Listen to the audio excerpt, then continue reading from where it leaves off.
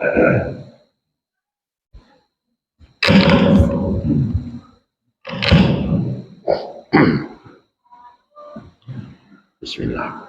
Assalamualaikum warahmatullahi wabarakatuh. Innal hamdalillah wa syukru lillah. Shalatu wassalamu ala Rasulillah wa ala alihi wa sahbihi wa mawalah amma ba'd. A'udzu billahi minasy syaithanir rajim. Bismillahirrahmanirrahim. Laqad khalaqnal insana fi ahsani taqwim. Tsumma radadnahu asfala safilin illa alladziina aamanu wa 'amilus shalihat. Wa qala laqad karamna bani adama ila akhir ayat sadaqallahul azim. Bapak Ibu kaum muslimin muslimat, jamaah yang dirahmati oleh Allah, kita mulai dengan memuji Allah, melafazkan kalimat thayyibah alhamdulillahirabbil alamin sebagai wujud dari rasa syukur yang diberikan oleh Allah, rahmat yang tak terhingga kepada kita bersama. Malam ini banyak sekali kita menerima rahmat. Satu di antaranya adalah rahmat kita dipertemukan di dalam masjid. Kok rahmat galang? Sebab dikatakan khairul liqa fil masjid. Sebaik-baik bertemu adalah bertemu di masjid. Bagaimana sebaik-baik bertemu adalah bertemu di masjid? Sebab kita sebagai umat Islam, hamba Allah, umat Muhammad, siang wa babi hari, malam wa babi minyak. Kadang tidak cukup siang disambung malam. Tidak kayu jangan dikapian, tidak ameh buka diasah. Dalam berbagai macam aktivitas kehidupan. Itu nana tuju sawananya cia saja. Bagaimana cara mendapatkan husnul khotimah. Itu nana usaha sawananya. Sebab orang yang mendapatkan husnul khotimah itu ujung-ujungnya langsung mendapatkan surga jannatul naim. Makanya kita selalu berdoa. Tadi sudah sholat juga kita baca doa, Allahumma khtim alaina bi ahsanil khotimah. Ya Allah, tutuplah umur kita, umur saya, umur kami dengan husnul khotimah. Wala tahtim alaina bisu'il khotimah. Dan jangan engkau tutup umur kami, usia kami dengan su'ul khotimah, dengan buruk kesudahannya. Nah, salah satu ciri orang yang mendapatkan husnul khotimah itu adalah akhiru kalamuhu la ilaha illallah. Akhir dari kalamnya adalah mengucapkan kalimat la ilaha illallah. La ilaha illallah. Itu cuma meninggal. Dakhalal jannah. Itu boleh-boleh masuk surga sekali. Nah, cuman ada analisa dan pemahaman yang perlu awak dudukkan di situ. Kalau seandainya yang dimaksud betul-betul melafazkan la ilaha illallah itu mati leh. Itu sangat jarang orang yang mendapatkan. Nah, cok bantu itu dalam sinetronnya. Atau cok tuh. Kenal apa tuh? Nah, dalam sinetron cok tuh. Ternyata yang dimaksud dengan mengucapkan kalimat la ilaha illallah itu tidak perlu betul harus membaca kalimat itu. Kan ada pula pemahaman yang agak ekstrim. La ilaha illallah, tiada Tuhan melainkan Allah. Akhirnya ada orang kayak gitu, la ilaha mati, tiada Tuhan, alamati kafir orang kayak. Tidak sepici itu memahami itu. Kenapa? Karena innallaha yanzuru ila qulubikum. Allah memperhatikan anan dalam hati. Bukan nanti mulut. Kalau nanti mulut orang telok Orang bisu itu tidak mungkin masuk seluruh ke saudara. Sebab tidak bisa melafazkan kalimah la ilaha illallah. Tapi Allah itu melafazkan, memperhatikan, menilai ila qulubikum yang dalam hati. Nah, kalau yang dalam hati, bukankah yang awak sabutkan melalui lidah itu terlebih dahulu sudah awak baca dalam hati? Umpamanya anak awak namanya Andi, itu sebelum awak menyebutkan melalui lidah Andi, itu ialah ngecek Andi sebelumnya. Siapa nanti boh? Malin lah dalam hati tadi. Nah, yang dalam hati yang itu dinilai oleh Allah. Yang dalam hati yang itu dinilai oleh Allah. Nah, Bapak Ibu hadirin sekalian, itu yang pertama. Kemudian yang kedua, ternyata husnul khotimah itu adalah al-maut fil ibadah, mati di dalam beribadah. Itu yang maksud. Kita pernah dengar dan pernah kita lihat di media sosial masih ada. Mungkin Bapak Ibu melihat melalui YouTube nanti, orang Padang atau orang Minang meninggal di Masjid Al-Azhar, Sunda Kelapa, Jakarta. Itu sambil sujud dia meninggal. Allahu Akbar, sujudnya.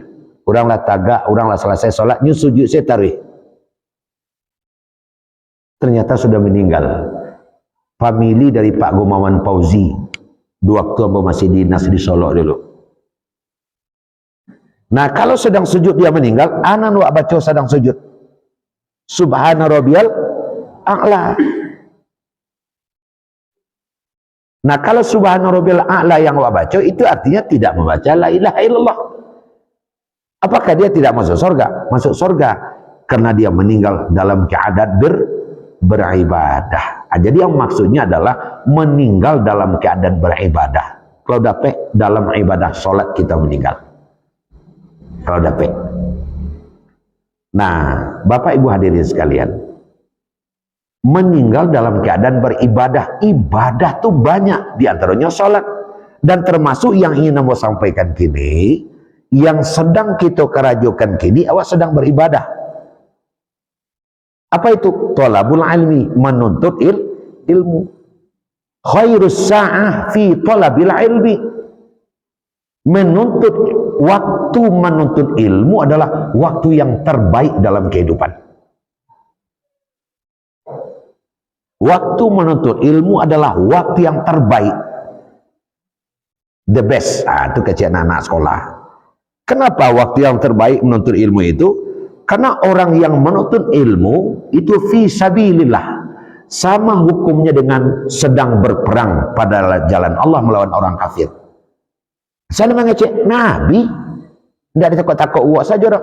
Man kharaja fi talabil ilmi fahuwa fi sabilillahi hatta yarji'. Sianan keluar dari rumah tujuan menuntut ilmu, maka orang itu dihukum fi sabilillah sampai balik ke rumah. Apa maksudnya fisabilillah? Sepakat para ahli tafsir, baik itu muhaddis maupun mufassir, fisabilillah itu makna sebenarnya adalah, atau makna aslinya, baparang mengangkatkan senjata melawan orang kafir, menegakkan agama Islam. Itu yang fisabilillah. Jadi awak melangkah dari rumah menuju masjid menanyakan pengajian, itu sampai pulang beko hukum awak fisabilillah. Maknanya fisabilillah. Ma tahu. Sabok langkah rasaki patamuan mawik berada di tangan Tuhan. Tibo jatah mati dalam menengah ceramah. Tibo jatah meninggal sebelum tiba di rumah. Mati wak syahid. Syahid kita. Kenapa syahid? Fi sabilillah. Nah, Bapak Ibu hadirin sekalian, ada tidak orang sedang mendengarkan ceramah meninggal? Ada, Pak? Ada. Di mana? Disangka. Di tanah datar, termasuk awak. Ambo tidak tahu janjian beku ada lo. Ambo waktu itu ya sekitar 6 atau 5 tahun yang lalu memberikan ceramah di salah satu masjid dake RSUD. Sajak dari awal ceramah ambo lah gak mulai curiga, ada apa duduk di subik surang. Ndak mengarik-gariknya dah. Tapi karena orang fokus mencari kamu, sehingga bapak itu terabaikan. Sudah lucu ceramah, orang ketawa, nyanyi seh. Ternyata memang benar pak. Setelah selesai berceramah, orang sudah pada berserakan, apa itu duduk saya mana sudut. Akhirnya dibangunkan orang, pak, kiranya lawaran kayak gaya. Fi sabilillah. Dia mati syahid. Ambo cali awalnya adalah lalok-lalok. Ini rupanya lalok-lalok sedang melanggar ceramah. Kau mau lalu nampak? Iya mau lewat gitu. Jadi kalau sedang aku bentuk, kau mau lewat. Tapi walaupun lewat, meninggal syahid. Nah, jadi terserah kawak lah gitu. Nah, itu diantaranya. Itu yang dimaksud adalah al-maut fil ibadah, meninggal dalam keadaan beribadah. Nah, beliau kan pertama nambah sabikan tadi. Kenapa kita bersyukur rahmat yang diberikan oleh Allah kita bertemu di masjid? Karena orang yang menuju masjid 99% adalah pergi beribadah. Dipercaya Pak Ibu tuh. Limbago kita orang Minangkabau, tanah datar sebagai pusat Minangkabau, ndak disabui satu suku di Minangkabau kalau ndak dilambangkan oleh dua, atau Rumah Gadang dan Surau. Sehingga ada namanya di Kampung Awak Surau suku, Surau Nagari. Apa yang dimaksud itu? Karena adat bahasa di syarak bahasa di kitabullah di Kampung Awak kok. Orang awak menghadapi bana seluruh adat istiadat awak, kebiasaan-kebiasaan ataupun tingkah perilaku pi'i dalam kehidupan sehari-hari, wak landaskan ke agama Islam. Makanya adat seperti syarak. Nah, kalau adat bahasa di syarak, keberadaan surau atau kini wak sawi masajid di tengah suatu negari adalah satu keniscayaan. Bang begitu, sebab awak tahu agar awak selalu beribadah, agar segala urusan bisa selesai, maka semuanya harus hadir di masjid. Orang asa datang ke masjid pasti tujuannya beribadah. Kan tak ada picakan saja dah. Pada yang lagu saja entahlah, ada betul nak? Nak ada. Nak tahu yang marah kadang pangkalangan lah surau sebentar. Tu baru ceritanya tu. Kalau ke masjid pasti beribadah. Nah, seketika yang salehkan, di sisi lain ada awak menyabui surau. Nah, sehingga surau itu embrio untuk bisa berdirinya masjid. Bahkan ada di antaranya surau masih kita pertahankan menjadi surau. Surau itu berasal dari bahasa Arab, syura. Maknanya tampek bermusyawarah. Makanya orang tua-tua kita kalau ada nangka dimusyawarahkan keperluan kampung, baka orang bakampung batara tak baluha, maka musyawarah itu dilakukan di surau. Mencari bule ayat kapal mudah, mencari bule kato kamu pakai, duduk bersama-sama, batukar pendapat, banang karancak, banang kelok di surau. Makanya namanya surau. Bamangko itu dilakukan di orang tua-tua kita sampai siswa. Akulah kepintaran orang dulu. Sabuk mencari ayat, boleh ayat kapal buluh, boleh kata kamu pakai, kan perlu dibahas. Akabakianku menitahlah, menyambahlah, segala macam, perlu pembahasan. Kadang beradu pendapat. Nah, kalaulah di surau dilakukan, kalau cara kini, lah di dalam masjid dilakukan, pasti kepala dingin, Pak. Bamangko kepala dingin, sebab awak melaksanakan sesudah sholat. Bahkan sebelum masuk masjid, sebelum masuk surau, awak berwuduk sehingga kepala dingin. Ateh awak namanya musyawarah wajib dihadapi dengan kepala dingin. Itu diantaranya. Kemudian yang kedua, kalau abah tanya kepada orang-orang medis, mungkin bapak ibu ada yang orang-orang medis, frekuensi tekanan emosi kita dalam mengendalikan otak untuk berpikir itu akan tenang kalau pantat kita duduk di lantai dibanding dengan duduk di kursi. Jadi kalau ingin tenang dalam musyawarah, mungkin ada dengan perhitungan Mungkin anak kemenakan ko bungo nala kambang patut datang kumbang lai dimusyawarahkan barang kancak dan kelok sambil duduk musyawarahnya Pak. Kan itu orang tua melakukan. Utak tanang pangana selesai sehingga nan dituju basuh nan dicari berjumpa. Makasih sampai tujuan tercapai dengan aman, dengan nyaman. Tapi kalau musyawarahnya sambil berjuntai Pak detek kursi, itu capek emosi itu Pak. Kalau lahbin kecian kursi kau ngecek lah ikon ke 7 orang. Makanya sambil duduk. Itu ilmunya di situ. Akan seperti itu. Makanya orang awak disiasati yang namanya musyawarah di surau. Karena di surau itu kepala kita dingin. Nan jale. Awak sebelum masuk berwudu. Makanya Bapak Ibu dan sekalian di dalam sunnah itu disebutkan berwuduklah. Nah, kita tahu bahasa salah seorang di antara pejuang yang namanya sangat terkenal dan masyhur sehingga lahirlah kemerdekaan Republik Indonesia. Kita tidak bisa melapaikan dari seorang yang bernama Sudirman, Jenderal Sudirman. Jenderal Sudirman itu seorang kiai, nyuguru pondok pesantren itu. Belanda, Jepang, takui kayaknya. Sagan. Nampaknya Jenderal Sudirman walaupun badannya ketek, tapi saya takui, bahkan pernah dicari oleh orang, tidak pernah jumpa-jumpa. Ini seorang maja, orang maja, Sudirman, tunjuk aja, baluto kau, baca ketek rengkiang tu, enggak jadi jenderal aja, ditembaknya kok, nah itu tembaknya. Nah apa rahasianya Jenderal Sudirman kok sampai sekeramah itu? Dia pernah ditanya oleh prajuritnya, kenapa Tuan begitu bisa menghilang di dekat Belanda dan Jepang? Dan begitu setiap orang ingin mencari Tuan, turun, tidak jadi Tuan dicarinya. Yang jelas saya selalu dalam keadaan berwudu. Selalu dalam keadaan berwudu, siang dan malam. Asal apa itu, diambil wudu balik. Walaupun tidak akan berbeda. Selalu dalam keadaan berwudu. Nah orang kalau masuk ke surau, masuk ke masjid, pasti berwudu dulu. Kalau dingin tu nanti bawa musyawarah. Tentu boleh ayah ke pembuluh, boleh kata kau pakai capek basuhnya Pak. Aku musyawarah tepi jalan tu. Atau tu naik kaki ke tumit jadinya. Nah, begitu ajaran. Nah rengkangnya ya kadang tang je. Anda selesai dah. Kadang-kadang sampai dandam banak bercucu. Itulah kiramatnya Mas Haji. Makanya Bapak bertemu di masjid adalah satu rahmat. Makanya kita baik Bapak maupun Ibu yang hadir malam ini termasuk saya, Masya Allah, adalah rahmat yang paling besar kita bertemu di masjid. Satu. Kemudian kedua adalah sunnah intidharus shalah ba'da shalah. Menunggu sholat sesudah sholat.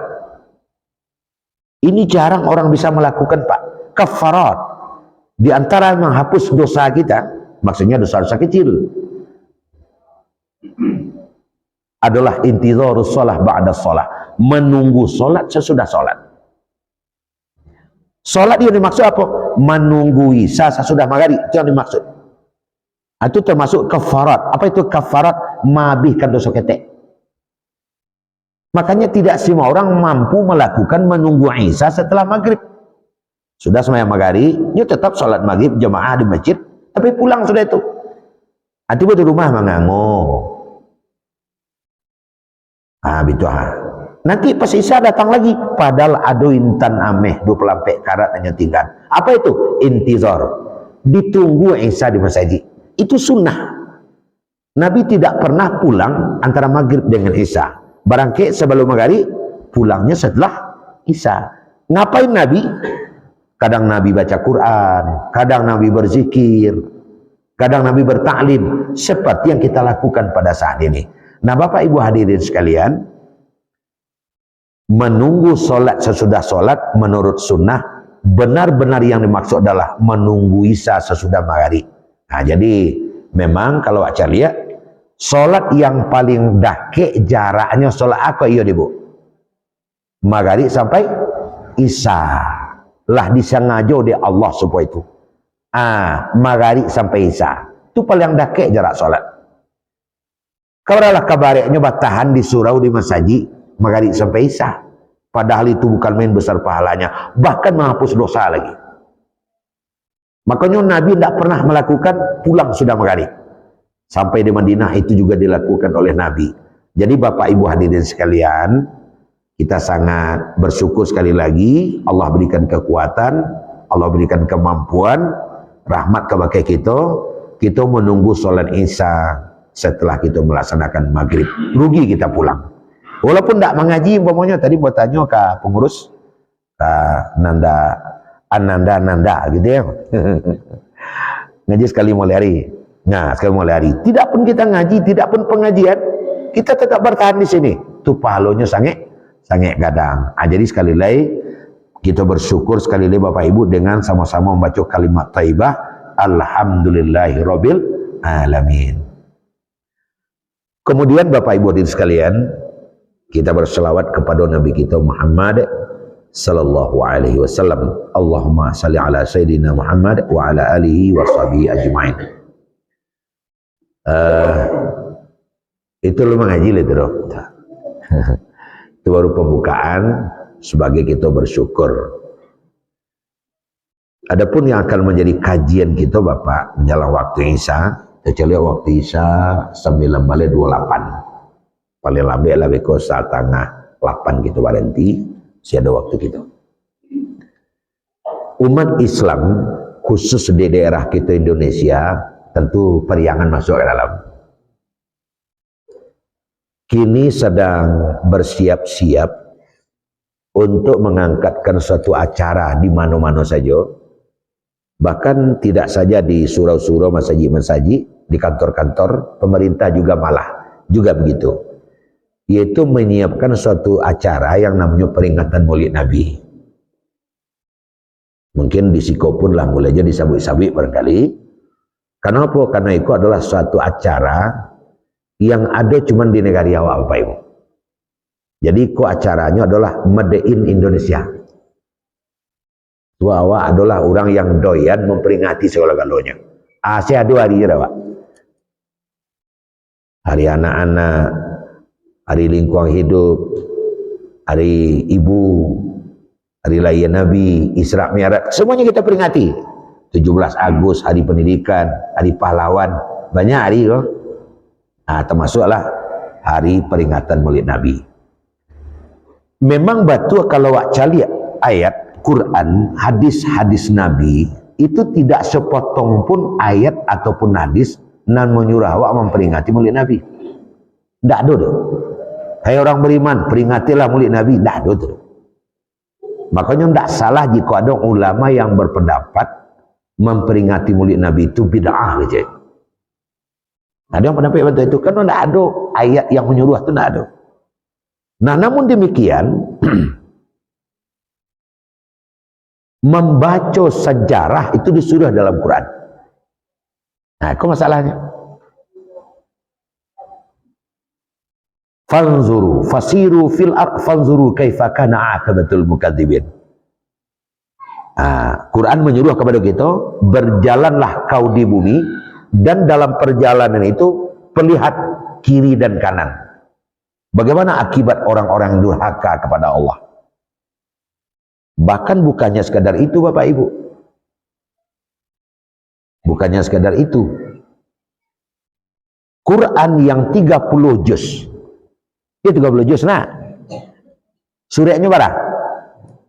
Syarat sampai balik. 30 juz Al-Quran itu 21 juz isinya sejarah. Hanya 9 juz dan ajaran murni. Sejarah yang terjadi pada masa-masa lalu. Ada menyangkut dengan orang seperti Firaun, Qarun, Namrud, itu orang-orang jelek. Ada menyangkut dengan orang-orang baik, sejarah nabi-nabi. Sejarah Luqman. Ada menyangkut dengan negeri Sabah, Rom, Babilonia. Semua sejarah yang disebutkan di dalam Al-Quran itu, yang jumlahnya lebih besar, itu hampir 2/3, 21 juz. Di dalamnya ada pelajaran-pelajaran. Yang jika awak baca dan awak telusuri, itulah nanti siang nang kawak patungke, malam nang kawak pasuluh. Sesuai jo falsafah kehidupan awak. baguru karena sudah asa moena mambiak tua kanan manang. Bacolah sejarah. Nah, para ahli sejarah juga mengungkapkan bangsa yang besar adalah bangsa yang mengerti sejarah bangsanya. Kan seperti itu. Nah, Quran bagian besarnya adalah sejarah. Membaca sejarah awak disuruh. Nah, kalau sejarah Nabi Muhammad SAW awak baca, terlarang tak? Disuruh malah. Betul Pak Ji? Disuruh malah. Kenapa? Karena sallu kama ra'aitumuni usalli. Itu untuk salat. Salatlah kamu sebagaimana kamu melihat aku salat. Jadi sembahyang aku wajib serupa Nabi sembahyang. Bagaimana pula kita akan bisa tahu cara Nabi salat kalau tidak baca sejarah Nabi? Kan seperti itu. Nabi itu adalah qad kana lakum fi Rasulillahi uswatun hasanah.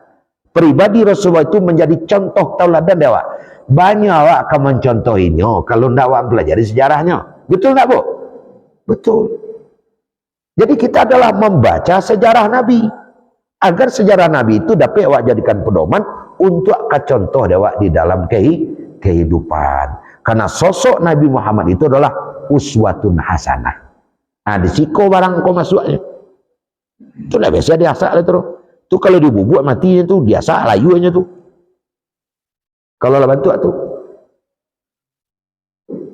Bahkan Nabi kita mengatakan, Allah memerintahkan, qul, katakan kepada umat Muhammad, in kuntum tuhibbunallah fattabi'uni. Kecian yang bantu tu kaum yang tu, kecian Allah tu. Hai umatku, jika kamu benar-benar cinta kepada Allah, ikuti aku. In kuntum tuhibbunallah fattabi'uni. Jika kamu benar-benar cinta kepada Allah, ikuti aku. Banyak mengikuti Nabi, sejarah Nabi dah boleh baca. Itu tak mungkin. Nah, ini dia disiko awak masuk. Apalagi kalau awak masuk melalui ruang menuntut ilmu itu wajib. Talabul ilmi faridatun ala kulli muslimin wa muslimah. Menuntut ilmu itu wajib hukumnya bagi seorang muslim ataupun muslimah. Nah, mempelajari sejarah Nabi menjadi wajib. Itu nak baca. Aman tak? Jadi cecek bid'ah, namuahnya bid'ah padahal. Namuahnya itu saja. Cecek bid'ah, itu anak tak bid'ah. Apakah belajar ilmu itu baca sejarah bid'ah? Sangat tidaknya. Nah, baiklah Bapak Ibu, satu di antaranya kita ungkap pada kesempatan ini. Jika awak baca sejarah dalam Quran, maka kita akan menemukan satu ayat dalam surat An-Nisa. Wa rusulan qad qasasnahum 'alaika wa minhum lam naksus. Itu ayat sejarah tu. Tak bisa dibantah bahasa itu tidak ayat sejarah tu. Rasul-rasul itu ada yang kami ceritakan kepadamu dan ada yang tidak kami ceritakan kepadamu. Ternyata setelah waktu telusuri Bapak Ibu, nabi-nabi yang diceritakan oleh Allah tu itulah 25 tu. Itu adalah yang diceritakan. Dimulai dari Adam alaihi salam diakhiri dengan Muhammad sallallahu alaihi wasallam. Jumlahnya 25. Walam naksus, dan yang tidak kami ceritakan. Balik coba ada tidak ceritakan aja dia takut loh. Tanya lo kan Nabi. Maka hadis ada 3 hadis mengungkapkan bersepakat hadis dan 3 itu dari Rasulullah bahasa jumlah Nabi dan Rasul itu sadonya sabana adalah 120 sampai 1000 orang. Tidak seketek dong. 120 sampai 1000, 313 berjabatan Rasul. Dari 120 sampai 1000 itu 25 orang mendapat jatah namanya tertulis dalam Quran. Kalau boleh sejarah kok. Udah solo macam tu. Murah lo tu. Bapak Ibu hadirin sekalian. Kenapa hanya 25 orang yang namanya tertulis dalam Quran? Allah lah mengecek balik. Tilkar rusul faddalna ba'duhum min ba'd. Rasul-rasul itu kami lebihkan satu dengan yang lain. Ini orang baik sadoalanya, cuma ada gak balabih. Rupanya nan 25 orang kok nan tok-toknya. Nan ini mamaknya gue. Kan gitu. Maka dapat jatah lah 25 orang kok namanya tertulis. melalui ayat tadi. Juz kedua tu faddalna ba'dhum min ba'd, satu dengan yang lain agak ada dilebihkan. Bahkan dari 25 orang kau ada lo nan diistimewakan 5 ulul azmi namanya. Ndak lo awak tu, ndak lo nenek mama pariangan namanya bakati tu. Tapi Quran lo ngecek ulul azmi. Fasbir kama sabara ulul azmi. Bersabarlah kamu sebagaimana bersabarnya ulul azmi. Mana ulul azmi itu? Artinya Ibrahim, Musa, Nuh, Isa dan Muhammad sallallahu alaihi wasallam. Nuh dulu, Nuh, Ibrahim, Musa, Isa dan Muhammad. Itu ulul azmi namanya. Orang yang dapat ditiru kesabarannya. Dari 65 orang, kau jika awak disuruh memilih, dapat 2 oleh. Aku pasti takut dapat 2 ke? Siapa ya? Ibrahim dan Muhammad sallallahu alaihi wasallam. Dapat 2 oleh. Nan 2 kau bisa mewakili nan balimo, bisa mewakili nan 25, bahkan bisa mewakili nan 124.000. Makanya 2 ketua salawat bara orang Nabi tasabui. 2. Siapa nan 2 tu? Ibrahim dan Muhammad. Coba yang dia apa ibu kan sebentar. Kok wajib awak menyambut Nabi kau salawat 25 orang abakah? Damam dia.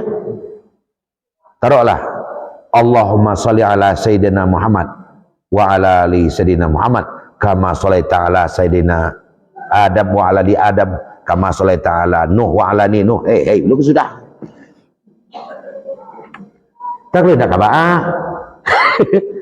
Apalagi kalau berselawat menyebut ribuan Nabi itu. Makanya ada Al-Hakim, Allah Maha Bijaksana. Disabui nan 2 kok. Kalau masuk nan lain. Kan begitu. Nah, kita lanjutkan. Jika yang 2 ini kita disuruh pula memilih salah satu di antaranya, mana pilih? Tentu buatlah kepada Nabi Muhammad sallallahu alaihi wasallam. Makanya Muhammad kau istimewa. Khatamul Anbiya wa Imamur Rasul. Nabi Muhammad itu adalah penutup segala nabi, tapi imam untuk segala rasul. Nggak tanggung-tanggung dah. Walaupun dalam bilangannya paling terakhir, tetapi dalam jabatannya paling tinggi. Kok disuruhlah seluruh nabi itu babari, siapa komandannya kayo? Siap gerak, maju gerak. Dan itu Nabi Muhammad. Allah bagi jabatan ke beliau. Nah, Bapak Ibu hadirin sekalian, banyak sekali sesungguhnya. Kalaulah seandainya Nabi Rasul nan dulu itu hidup sampai kini balik, pasti banyak nang dituntut di Rasul-Rasul nan lain tu kepada Allah bila tasabi Muhammad. Kalau Rasul-Rasul Nabi-Nabi sebelum Nabi Muhammad itu diutusnya cuma kepada kaum tertentu. Musa kepada Bani Israel, Nuh kepada kaum Tsamud, dan juga nabi-nabi yang lain. Kalau Nabi Muhammad diutus ke siapa? Wa ma arsalnaka ila kafatan linnas. Kami tidak mengutus engkau Muhammad melainkan untuk seluruh manusia. Makanya lai orangnya berhaknya mengucapkan lidah syahadat. Masuk Islam menjadi umat Muhammad. Alhamdulillah nabi lain agak iri itu keistimewaan Nabi Muhammad. Yang kedua lagi, nah Bapak Ibu sekalian, yang kedua dari ribuan nabi itu satu-satunya nabi yang oleh Allah diberikan kesempatan Firaun sampai ke langit, siapa ya? Nabi Muhammad. Berisra Mi'raj. Tak ada ilmu baru selain Muhammad pernah lu baca pernah Isra Mi'raj? Tidak ada. Yang pernah berisra Mi'raj hanyalah Nabi Muhammad sallallahu alaihi wasallam. Nah, Nabi Muhammad juga baru. Itu tidak kita ketahui kalau tidak membaca sejarah. Yang ketiga, kitab yang diturunkan oleh Allah ke bumi Ampek. Pertama Zabur diturunkan kepada Daud. Yang kedua Taurat yang menerimanya adalah Musa. Yang ketiga Injil diagiakan Kaisa. Terakhir Al-Quran diterima oleh Muhammad Sallallahu Alaihi Wasallam. Dalam kajian ilmu tafsir itu disebutkan kitab Allah itu bergaris lurus. Tidak ada yang bertentangan ajarannya. Zabur dilengkapi, sentiang dibilai kurang ditukuk sesuai jo keadaan menjadi Taurat. Taurat dilengkapi, sentiang dibilai kurang ditukuk menjadi Injil. Injil dilengkapi, sentiang dibilai kurang ditukuk menjadi Al-Quran. Ini bagi lurus. Akhirnya yang paling langkok Al-Quran, yang paling komplit Al-Quran. Itu juga mengangkat harkat bertambah istimewanya Nabi terakhir Muhammad SAW. Kenang tidak ada lagi setelah ini. Jadi bacaranya itu Ustaz, memang demikian adanya. Umat ke umat sampai kepada umat Muhammad SAW. Quran jadi mengecek ciri kehidupan manusia itu makin lama makin maju. Manusia itu makin lama makin cadia, tidak makin engak dah. Cara menjadi murahnya. Lai tekana aja dia pak debu dia wakat tua bau umur 10 tahun dulu kan lah tekana ada waktu. Ya pak ya, lah tekana ada umur 10 tahun dulu. Ibu lah tekana. Aku ndak biar bokana nah gitu ah. Sangke awak bau umur 10 tahun dulu ba pengan awak kan tekana ada gini itu. Ba pengan awak di waktu itu ba awak bagaul, bawa karanggae, bawa sekolah segala macam. Li tekana lah tekanan ke umur 10 tahun dulu. Allah. Coba dia dengan anak awak bau umur 10 tahun kini, manca dia terasa. Ndak bisa awak indat. Anak kita lebih cerdas. Nan bau umur 10 tahun kini.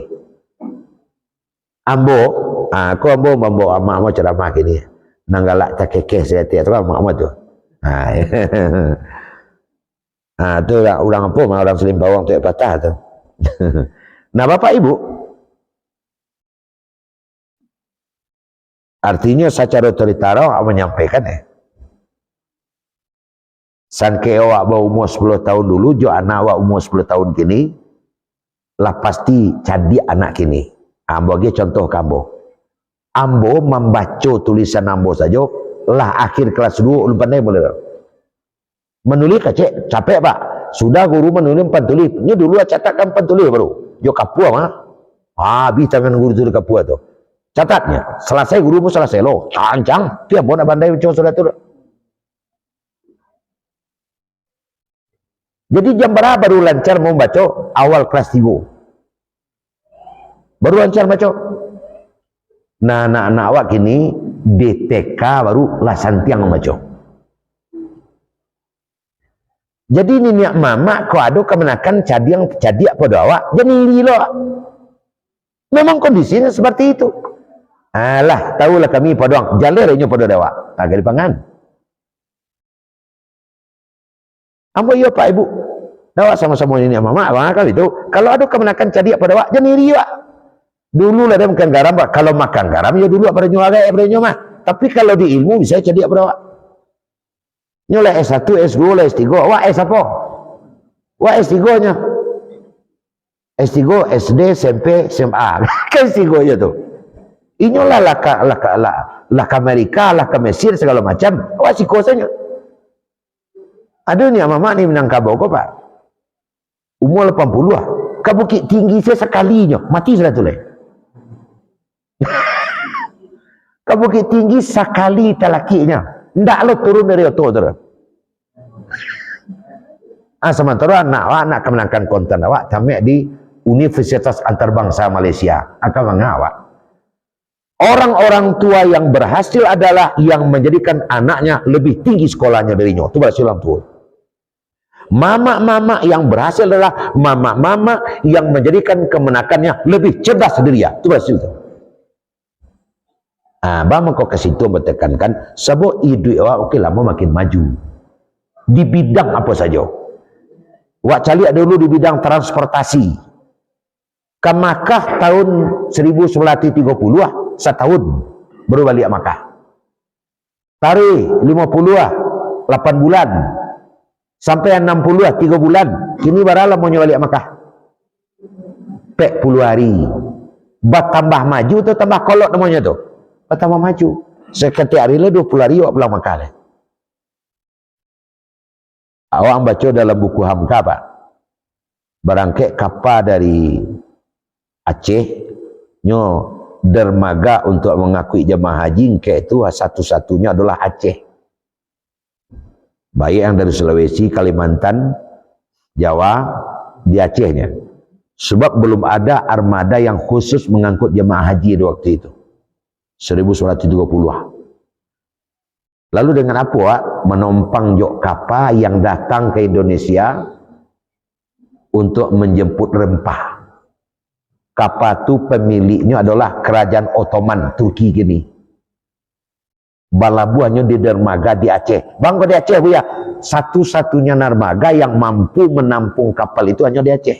Ama numpang lah, ama 5 lano kojok kapal tu. Dek kapal tu datang dari Turki, kadang lebih cepat 1 minggu, kadang lebih telat 1 minggu, maka orang pergi ke Makkah, terpaksa lebih awal tiba di situ. Ama honggok di situ dulu, kadang sampai sebulan, kadang sampai 3 bulan, kadang sampai 1,5 bulan, baru kapal tu tiba. Nah sebelum ke terus Suez, nyo singgah dulu kalau merah. Turun tan melanu aja malin basah tadi, temarajo. Tadi ke Makkah. Lah selesai di kone haji Pak, jo kapal telu menumpang balik, lah menampik rempah sekalian 4 bulan. Nah tiba dia celah turunnya, ndak lu bisa langsung lerang. Abah tunggu lo bus panuah dulu. Akhirnya kampung dan seketik itu bernama Serambi Mekah jadinya. Sebablah bau nang Makkah. Nah dia Aceh itu. Nah Bapak Ibu hadirin sekalian, sangke itu bertahun-tahun baru pergi ke Makkah. Berbulan-bulan pergi ke Makkah. Bahkan dalam buku Hamka di samping mengecek sejarah dan seketik tadi, juga ada menyebutkan ada jamaah yang menuju Mekah itu sampai nikah di kapal. Itu nama baca ke pangana. Sampai nikah di kapal itu badindiang saya yakin panjang selesai barang itu saja. Walah ada. Dek lamonya dia teh kapal. Di barang kek berdua tu nikah di kapal, pulang lah barang nak pinak, kan itu tibanya lah tu. Apa salahnya di waktu itu? Kini namanya etongnya harus biko harus bitu, kita bawa awak lah rami. Nah hari ini pergi ke Makkah, tabang di BIM di Padang 8,5 jam lah mendarat di Jeddah. Kalau ngawat kan bertambah maju tu. 1930 nanti kalau memang benar ada pesawat khusus buatan Jerman khusus tu mengangkut jemaah haji. Sebab jemaah haji itu adalah penumpang pesawat terbang terbanyak di dunia. Kalau pesawat itu selesai beko, kalau ada orang pariangan pergi ke Makkah dari BIM Padang ke Jeddah sampai jam lenya. Arah saya lah tu. Sampai jam lenya. Kalau hidup yang kayak itu jelek lah kau. Sampai jam lah tiba. Kalau lah bantu tu Pak, basuh lah berkecik orang garek awak siswa. Nyo pergi ke Makkah sebentar aja. Dia ambil pagi itu pergi ke Makkah, melepon ustaz awak, Nanda. Pak, nyapak kan mengaji malam di Pariam. Apa pulang balik? Habis saya cek tu. Kau sudah Jumat, Pak pulang balik. Bisa terjadi seperti itu. Itu kemajuan di alat transportasi.